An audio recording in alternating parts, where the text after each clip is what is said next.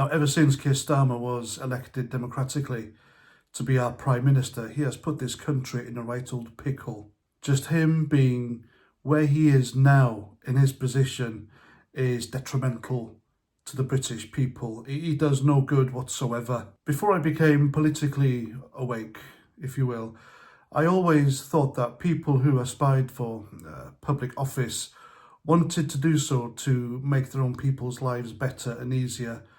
But this lot, they don't. They really don't.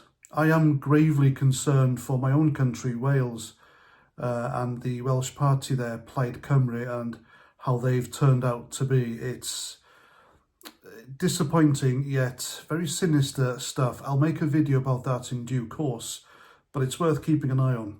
Everyone is getting involved in politics because politics is becoming increasingly important in our lives. It's very, very relevant, and it determines whether you or your descendants' lives in the future is going to be crap or not. And at the moment, things are looking quite bleak for the British people. They really are. And this country is on edge. It really is. It has been for quite some time. It's been in a sort of cold civil war state since around the time of the Brexit referendum. It's been split into two halves, hasn't it? The Leavers and the Remainers. And we've been at each other's throats ever since over absolutely everything. And slowly that bitterness, it's spilling out onto the streets, isn't it? We're fighting each other now. It's getting physical. And the people we've elected to govern us, they're not making things easier. They're not stopping it. It seems like they're encouraging it. Why is that?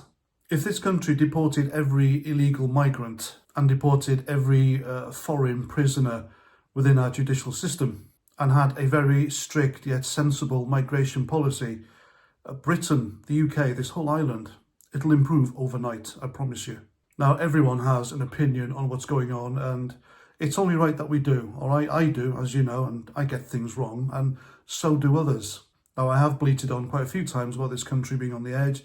It's about to erupt, it's about to explode, we're on the verge of civil war. Like I said, it's in a cold state at the moment. It's just waiting to get there.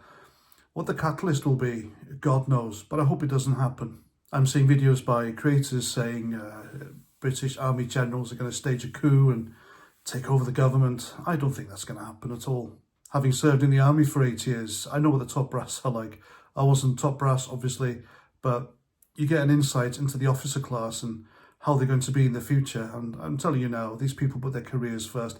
They wouldn't dare go against the government or the king or the monarchy for the sake of their own careers and pensions. That's what it's like in the army or the armed forces as a whole. It would take a very, very brave man indeed to throw his army career away, to decide to use the army to stage a coup here in Britain. Sadly, that man doesn't exist in today's British Army. The only people who can get rid of Keir Starmer is his own cabinet, his own MPs, and slowly that's happening. I've been telling you this for months, but it's taken longer than I've anticipated. But it's happening, and the way it's going to happen is Keir Starmer is going to call a general election next year. And the reason being, him being the dedicated, radicalised Marxist that he is, he won't give up power easily. He won't give it to one of his colleagues or his rivals in his own party. So what he's going to do is he's going to march into Buckingham Palace and ask the monarch, ask King Charles for a general election. Now, I've seen another video saying that the king won't grant this, but he dare not refuse this to the Prime Minister, and I'll tell you why. Now, the British monarch is kind of the keeper of the British Constitution. Yes, we do have one. It's not like the American one. It's more geared towards the rights of the government and the monarchy, that sort of thing. It's nothing to do with the rights of the people at all. But in the Constitution, the king can indeed refuse a Prime Minister's request for a general election. It's their job, but it's discretion at the end of the day. But the king is merely a figurehead, a constitutional monarch. His position exists only due to the discretion of the people and the government of the day.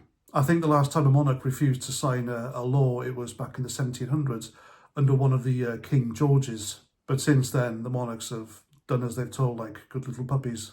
There was once a coup led by Lord Mountbatten against the government of the day. I think it was Labour, and Harold Macmillan was the Prime Minister. And by all accounts, the Queen had to step in and stop it, because if that had been successful, then all Harold Macmillan had to do was call for a referendum on the monarchy, and the monarchy's popularity back then was hanging by a thread, just like it is today. So Keir Starmer's going to walk into Buckingham Palace, he'll say to King Charles, I want a general election, and the King will say, yeah, knock yourself out, when do you want it? Because if the King says no, and Keir Starmer being the treasonous, slimy snake that he is, then he'll just call for a referendum on the monarchy, and if there was a referendum on the monarchy now, they'll be gone. And that's partly due to King Charles's undoing his mother's good work over 70-odd years by kowtowing to Davos, Islam and multiculturalism, putting everything above his own people and his own religion in the Church of England. Because do you really think Starmer is going to walk out of Downing Street after being refused a general election, having to concede his own job as Prime Minister to, say, I don't know, Angela Rayner or West Streeting or anyone else who's keen to get rid of him? Nah. But the longer Keir Starmer stays in office as Prime Minister, the worse things in this country will get. Rachel Thieves, his own Chancellor, has had to drop plans for raising income tax at the next budget. I wonder why that is. But I'm telling you folks, the writing's on the wall for Keir Starmer. It will be next year. It will be a general election. And it will be a general election that Nigel Farage and Reform wins. But before that happens, I promise you, he's just going to make things harder for the British people, because he's a vindictive arse, isn't he?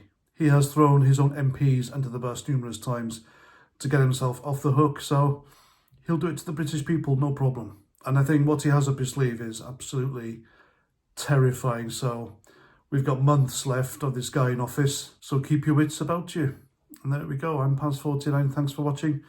Please let me know what you think in the comments as usual. And by the way, Mike Graham's YouTube channel, not the Talk TV one, but his own one, is in the, I've put it in the community page of my YouTube channel. I put the wrong link in the previous video, sorry about that, but I've corrected it. I knew there was another channel, his own channel. I wasn't going crazy. Anyway, I'll catch you at the next one. Roger Trout.